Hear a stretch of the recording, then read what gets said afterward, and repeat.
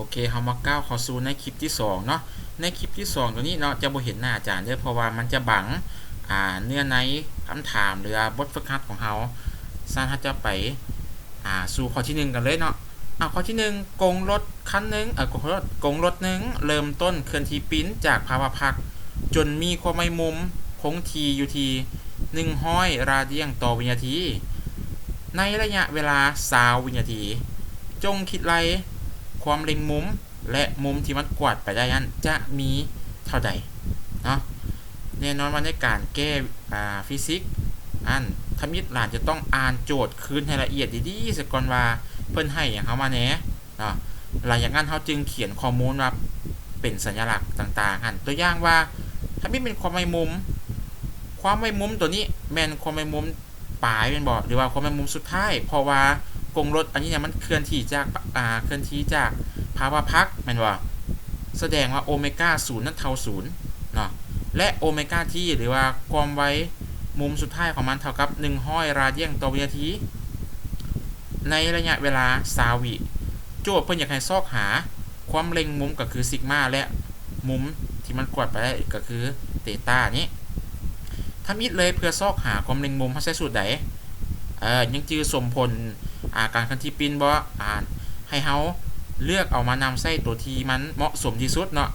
โดยเบิ่งจากว่าเฮามีหยังและเฮาควรใส่หยังเนาะสูตรนั้นพวกจะจดไปแล้วเนาะซึ่งว่าสูตรที่เฮานำใส่ก็แม่นโอเมก้าทีลบให้โอเมก้า0เท่ากับซิกมาทีแล้วเฮาก็ถอนเอาความเล็งมุมตัวนี้จะได้หยังจะได้เท่ากับ5ราเดียงต่อวินาทีเนาะหลังจากแทนค่าละเห็นบ่สูตรก็บ่ยากเกินไปเนาะเพียงแค่ฮู้ว่าควรนำใส่ตัวใดได้ปราความเล็งมุมต่อไปให้ซอกหามุ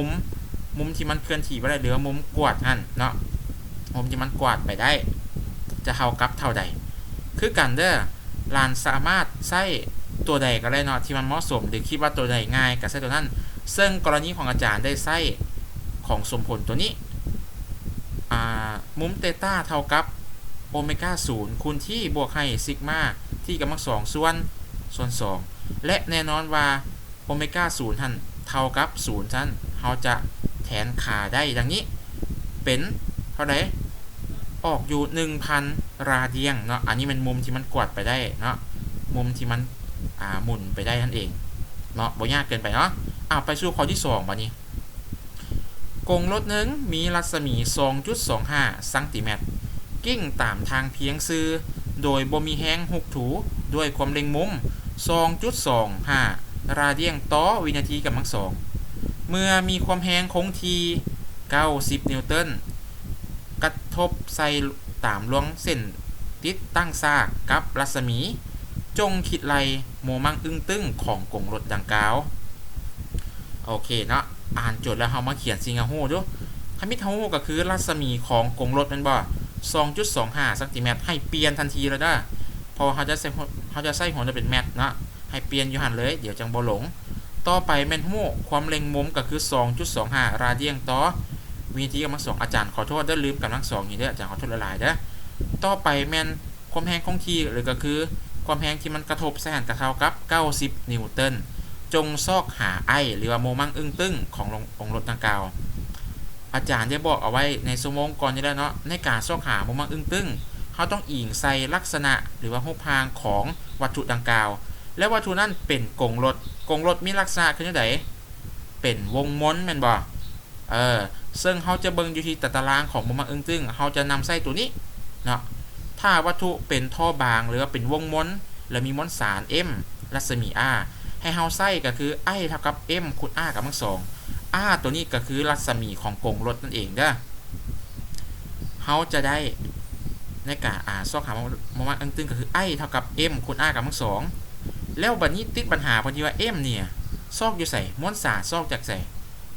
เขาต้องไปซอกหามวลสารของกงรถก่อนแต่อย่าลืมว่าเฮามีความแรงที่มันกระทบใส่กงรถอยู่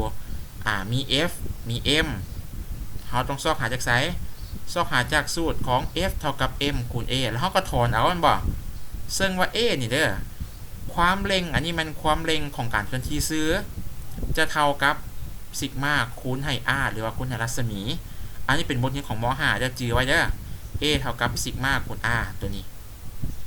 หลังจากได้แล้วนี่บางคนจะแทนค่าเลยก็ได้แต่ในนี้อาจารย์จะเอาสูตรมาแทนใส่ก่อนนะเอาสูตรมาแทนตำแหน่งของมันเนาะI เท่ากับ M R กำลังสองซึ่งมา M มันเท่ากับหยัง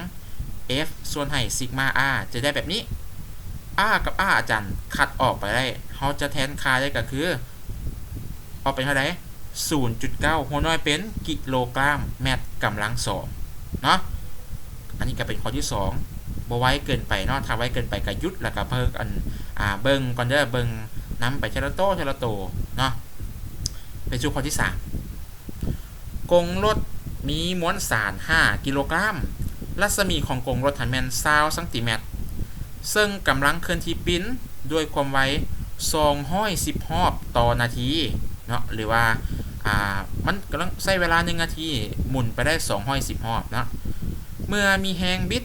1.1 นิวตันที่เกิดจากแรงต้านกระทบใส่ตลอดเวลาถามว่าดนปันใดกงรถจึงจะหยุดเพิ่นบอกว่ากงรถตัวนี้มันมีแรงต้านเนาะหรือว่าแรงบิดที่มันเกิดจากแรงต้านกระทบใส่ตลอดเวลาเพื่อให้กงรถนี้หยุดนั่นเอง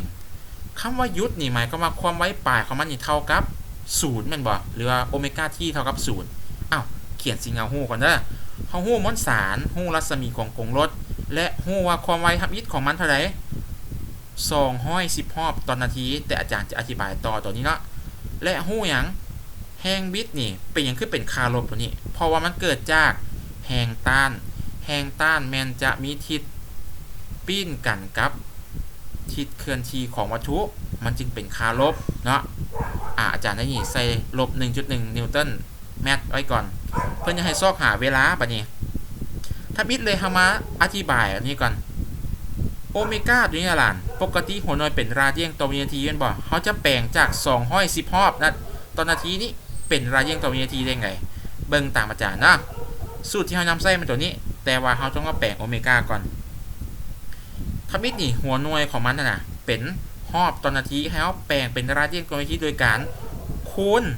เอาจำนวนรอบของมันน่ะคูณให้2ปีแล้วหารให้60วินาทีบัดนี้2ปีมาจากไส1รอบพันนาล้าน1รอบของมันเด้อจะเท่ากับ2ปีอันนี้แม่นหรือบ่แม่นเพราะว่าหยัง1รอบของหัวมวลจะเท่ากับ360องศาฉะนั้นก็ต้องแม่น2ปีแล้ว60นี่มาจากไสหลายคนเดาได้แล้วเนาะอันนี้มันต่อนาทีอันนี้ต่อวินาทีแสดงว่าต้องเปลี่ยนจาก1นาทีเป็น60วินาทีแล้วคิดไล่ออกมาจะเทียบเท่านี่เด้อเทียบเท่าเนาะพลังงานจากการคิดไล่22ราเดียนต่อวินาทีเนาะได้มาละเขายังเหลืออย่างบัดนี้เขายังเหลือซิกมาเนาะหรือว่าความเล็งมุมหันจะเท่ากับเท่าใดมาเบิ่งก่อนว่าซิกมาเขาจะถอดเอาจากสูตรของแฮงบิดตัวนี้ได้แฮงบิดเท่ากับไอคูณให้ซิกมาแล้วเขาถอดเอาซิกมาได้และไอเขาจะใส่เป็นไอเท่ากับ m คูณ r กับทั้งสองเพราะว่าอันหยังเพราะว่าแมนวัตถุนั้นเป็นการเคลื่อนที่ปิ้นของอย่างกงรถนั่นเองเนาะคือเก่าตัวนี้เนาะถ้าว่าได้แล้ววันนี้เขากลับมาแทนค่าเข้าแต่ละตัวด้วยการนำใส่สูตรตัวนี้โอเมก้าที่ลบให้โอเมก้า0เท่ากับซิกมาที่เนาะถอนเอาที่เลยเขาจะได้เป็นอย่างโอเมก้าที่นี่คนบอกแล้วว่าเพื่อให้กงรถตัวนี้มันหยุดหรือว่าโอเมก้าที่จะเท่า0เขากับบ่ต้องแทนมันเขาก็แทนตามนี้เลยเนาะรักษาเครื่องหมายลบไปคือเก่าแต่เมื่อกรณีเวลาเขามาแทนแฮงบิดให้เอาแทนค่าลบไปพร้อมเด้อค่าลบตัวนี้กับค่าลบนี้จะฮ้อนกันออกจะได้เป็นค่าบวกก็คือ4วินาทีเนาะในการสุดคิดไรต่างๆพวกหลานแทนเข้าหลักคิดไรเองเด้อต่อไปจะเป็นข้อสุดท้ายบัดนี้ข้อที่4